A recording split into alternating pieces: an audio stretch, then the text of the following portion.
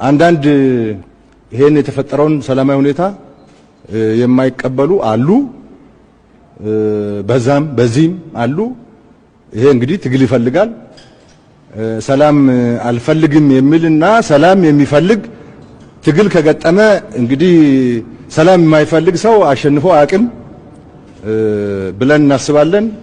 እኛ የተፈራረምነውን ለመፈጸም ከሙሉ ልብ ዝግጁ ነን።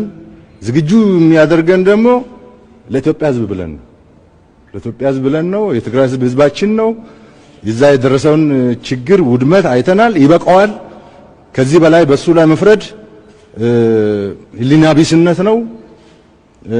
አገራችንም ይበቃታል። ወደ ተጀመረው የልማት የብልጽግና ብትሸጋገር ይሻላል የሚል ሐሳብ ይዘን ነው በዚህ ድርድር የተደራደርነው የተፈራረምነው አፈጻጸሙንም የተግባባ ነው እና ይሄ እድል ጥሩ እድል ነው። ኢትዮጵያ የተቻለንን ያህል ተግባራዊ እንደሆነና በሰላማዊ መንገድ እንዲፈታና ሁሉም ወደ ነበረበት ወደ ሰከነበት እንዲመለስ እንመኛለን።